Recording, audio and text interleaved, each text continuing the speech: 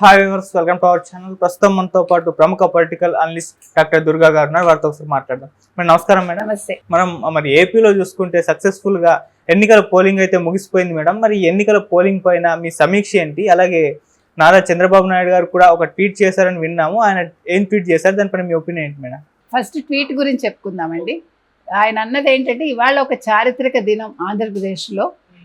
ప్రజలు వాళ్ళ అంటే ఈ డిటర్మినేషన్ తోటి వాళ్ళు వచ్చి ఈ విధంగా ఓటింగ్ సరళి పెరగటానికి వాళ్ళు దోహదపడ్డారు.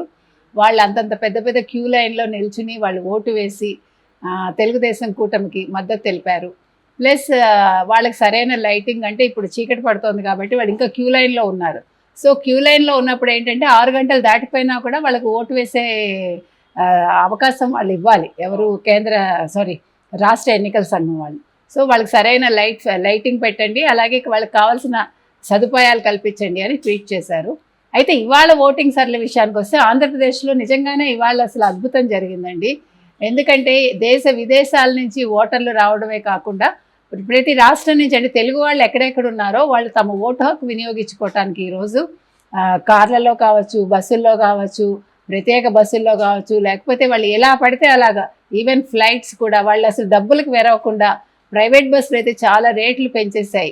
అయినా కూడా వాళ్ళు మేము ఎట్టి పరిస్థితులను మా ఓటు హక్కు వినియోగించుకోవాలి, ఈసారి ఒక కసితోటి వాళ్ళు వెళ్ళారండి. అదేవిధంగా ఈసారి మనం అసలు జనాభా ప్రకారం చూసుకుంటే 2,03,000 పురుషులు ఉంటే 2,10,000 పైన స్త్రీలు ఉన్నారు, మహిళా ఓటర్లు. అదేవిధంగా యువత కూడా 10 లక్షల పైన ఉన్నారు, అంటే కొత్తగా ఫస్ట్ టైం ఓటు వేసేవాళ్ళు. ఓవరాల్ మనం ఇండియాలో భారతదేశంలో చూసుకుంటే 1 కోటి పైనే ఉన్నారు. తెలుగు రాష్ట్రాల్లో చూసుకుంటే తెలంగాణలో 10 లక్షలు, ఆంధ్రాలో 10 లక్షల పైన ఉన్నారు. సో ఇవన్నీ కూడా ఓటింగ్ సరళిని పెంచడానికి ఉపయోగపడ్డాయి. ఇంకొక విషయం ఏంటంటే, ఎవరికి వాళ్ళు స్వచ్ఛందంగా పొద్దున్న 6 గంటల నుంచి క్యూలో నిల్చుని, పెద్దవాళ్ళు అయితేనండి ముందేను అసలు 7 లోపే వాళ్ళు వచ్చేసి వాళ్ళ ఓటు హక్కు వినియోగించుకోవటం నిజంగా మెచ్చుకోదగ్గ విషయం. అలాగే మహిళలు, స్త్రీలు, తర్వాత పిల్లలు అందరూ కూడా ఎప్పటికప్పుడు వస్తూ వచ్చారు. మీరు చూసుకుంటే 11:30 ఆ ప్రాంతానికి 20% పైన మనకి ఓటింగ్ పోలైంది. ఆ తర్వాత మధ్యాహ్నం మనం 1:00-1:30 చూసుకుంటే అది 40% చేరుకుంది. 3:30కి అది 55 to 60% వచ్చింది. ఇప్పుడు 75% దాటింది ప్రెజెంట్ అయితే. సో ఇది దేనికి మనం నాందిగా చెప్పుకోవచ్చు అంటే, అసలు ఆంధ్రప్రదేశ్ ఎన్నికలే ఈసారి మనం చెప్పుకున్నాం చాలా ప్రత్యేకంగా ఉన్నాయి. ఎందుకంటే అసలు ఆంధ్రప్రదేశ్లో ఈ వైసీపీ ఏదైతే ఉందో, జగన్మోహన్ రెడ్డి ప్రభుత్వానికి వ్యతిరేకంగా ఈ ఎన్నికలు అని చెప్పుకున్నాం. ఎందుకంటే ఒక కుటుంబంలోంచి ఇంట్లో వ్యక్తుల్ని, సొంత చెల్లిని, తల్లిని అందరినీ బయటకు పంపించి ఒక భార్యాభర్త ఇద్దరు కలిపి ఒక రాష్ట్రాన్ని అతలాకుతలం చేసి ఆ రాష్ట్రాన్ని వాళ్ళు దోచుకుని వాళ్ళు ఇప్పుడు మళ్ళా పదవి ఎలాగైనా పొందాలి అని ఆశించిన టైంలో ఒక చెల్లెలు బయటకు వచ్చి ఒక కడప లాంటి, అంటే కడప మీకు మొత్తం కడప, పులివెందుల ఇవన్నీ తీసుకుంటే వీళ్ళకి వైసీపీకి అంతకుముందు కాంగ్రెస్కి కంచుకోట అవన్నీ. అటువంటి కంచుకోటను బద్దలు కొట్టడానికి చెల్లెళ్ళు ఇద్దరూ కూడా కృషి చేశారు. ఆ చెల్లెళ్ళకి సాయం వాళ్ళ చెల్లెలు సునీత గారి మదర్ ఎవరైతే ఉన్నారో ఆవిడ వచ్చి వాళ్ళకి సపోర్ట్ చేయడం. తర్వాత విజయమ్మ గారు అమెరికా నుంచి లాస్ట్ మినిట్లో నా కూతుర్ని గెలిపించండి అని చెప్పడం. తర్వాత అంటే కొడుకుని మీరు గెలిపించకండి అని ఆవిడ ఒక పరోక్ష సందేశాన్ని అందించటం. ఇవన్నీ కూడా ఊహించని పరిణామాలు. ఆంధ్రప్రదేశ్లో ఈసారి అసలు రాజకీయాలన్నీ కూడా చాలా భిన్నంగా సాగాయి. ఏ రాష్ట్రంలోనూ ఇలా ఉండదు. కొట్లాట్లు ఉంటాయి, రకరకాల సమస్యలు ఉంటాయి, కానీ ఇలా కుటుంబ సమస్యలు, కుటుంబంలోనే చీలికలు. ఇంకొక పెద్ద విషయం ఏంటంటే, వైఎస్ జగన్మోహన్ రెడ్డి ఓపెన్గా మా చెల్లెలు రాజకీయాల్లోకి రావడం నాకు ఇష్టం లేదు అని చెప్పాడు ఆయన. అంటే తల్లి చెల్లి అంటే ఇంకెవరూ రాకూడదు, ఆయన ఒక్కడు రావాలి. భారతీరెడ్డి చెప్పడం అయితే ఫ్యామిలీలో ఒక్కళ్ళే రాజకీయాల్లో ఉండాలి అని క్లియర్గా చెప్పింది ఆవిడ. సో కడప నుంచి ఒక అవినాష్ రెడ్డి మాత్రమే రావాలి అంటే ఎంత స్వార్థం, ఎంత సంకుచితత్వం. ఇలాంటి మనుషులు రాష్ట్రాన్ని వాళ్ళు పాలిస్తే ప్రజలకు ఏమిస్తారండి? సంక్షేమాలు ఒక్కటే నన్ను గట్టెక్కిస్తాయి అని ఆయన అనుకున్నాడు. ఆయన లాస్ట్ మినిట్ వరకు కూడా అదే భ్రమలో ఉన్నాడు. ఆ భ్రమలని ఇవాళ ప్రజలు పటాపంచలు చేశారని మనం చెప్పుకోవచ్చు. మీరు తెలంగాణలో తీసుకుంటే ఈయన కూడా పథకాలు ఇచ్చాడు, ఎవరు? కేసీఆర్ గారు కూడా, కానీ అవి గెలిపించలేదు ఆయన్ని. అంటే ఉచితాలు అనేవి కొంతవరకే అవసరం అవుతాయండి. నిజంగా మీరు ఇవ్వదలుచుకుంటే విద్య, వైద్యం ఇలాంటివి ఇవ్వాలి తప్ప వాళ్ళని సోమరులుగా చేయకూడదు. అవి చేశాడు ఆయన. ఆయన ఎక్కడ అభివృద్ధి చేయలేదు. అభివృద్ధి అంటే చెన్నై పోర్ట్ అంటాడు, లేకపోతే ముంబై పోర్ట్ అంటాడు, లేకపోతే చేయూత ద్వారా అంటే చేపలు పట్టడం 4 ఏళ్ళుగా 5 ఏళ్ళుగా నేర్పించాట చేయి పట్టుకుని. సో అలా చేపట్టుకుని నడిపించి చేపలు పట్టడం నేర్పించడమే చేయూత అంటాడు. అంటే ఈయన ఎంత అజ్ఞానమైన దశలో ఉన్నాడు. ఒక ముఖ్యమంత్రి స్థాయి వ్యక్తి మాట్లాడే మాటలు మనకి అసలు ఆయన ఇచ్చిన ఒకే ఒక ఇంటర్వ్యూలో ఆయన మీద వచ్చిన ట్రోల్స్ కానీ ఆయన తెచ్చుకున్న ఒక అపవాదు కానీ ఎవరూ తెచ్చుకుని ఉండరు, ఏ ముఖ్యమంత్రి కూడా.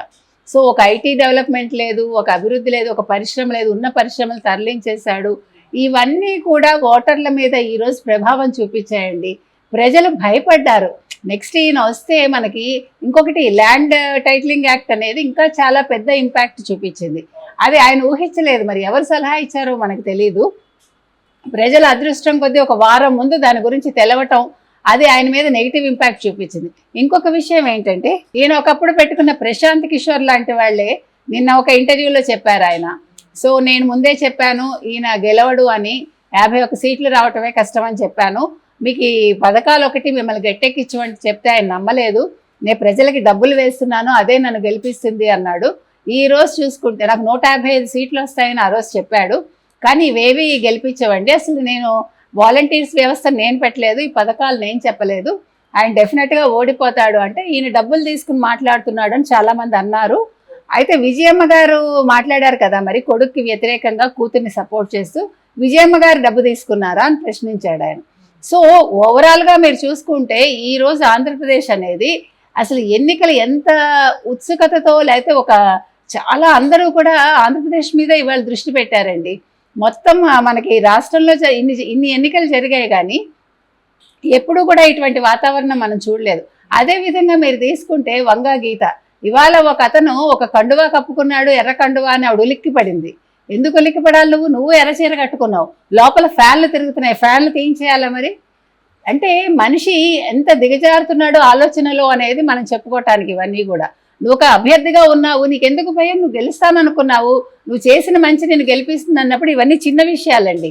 దానికోసం పోలీసులకు ఫోన్ చేసి ఆవిడ ఇందాక కూడా 3:30 కూడా ఫోన్ మాట్లాడుతోంది ఆవిడ. సో అంటే ఒక ఇష్యూ చేయడానికి విషయాలు ఎలా కావాలి అనే దానికి.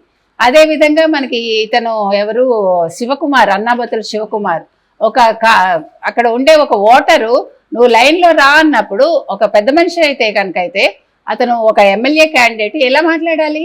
కాదండి నేను కొంచెం తొందరగా వెళ్ళాలి, ఏమనుకోవద్దు, నన్ను ముందుకు వెళ్ళనివ్వండి అంటే అయిపోతుంది. నువ్వు ఏ అహంకారంతో కొట్టావు? అందుకే నువ్వు ఫలితం అనుభవించావు. ఇదే మనం గాంధీ కాలంలో లేము, ఒక చెంప చూపిస్తే ఒక చెంప మీద కొడితే ఇంకో చెంప చూపించమని. ఇప్పుడు 2 చెంపలు వాయగొడతారు వాళ్ళు.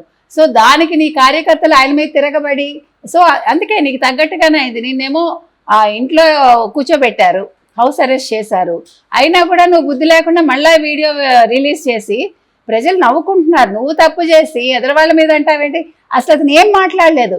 ఎస్సీ ఎస్టీలను తిట్టాడు, లేకపోతే మరొక ముస్లిమ్స్ని తిట్టాడు, ఆయన అర్థం లేని మాటలు మాట్లాడాడు, అట్లా మాట్లాడాడండి. అలాగే మీరు చూసుకునే నరసరావుపేటలో గొడవలు. సో ఎక్కడెక్కడ క్యాండిడేట్స్ ఓడిపోతావు అనుకుంటున్నారో అక్కడ గొడవలు సృష్టిస్తున్నారండి. ఓవరాల్గా ఇవాళ ఎన్నికలు మాత్రం వన్ సైడ్ వార్, ఇది అంతే.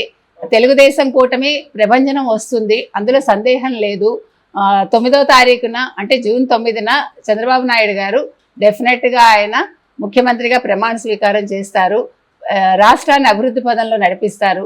ప్రజలు ఏదైతే కోరుకుంటున్నారో అవన్నీ కూడా ఆయన నెరవేరుస్తారని మనం ఆశిద్దాం.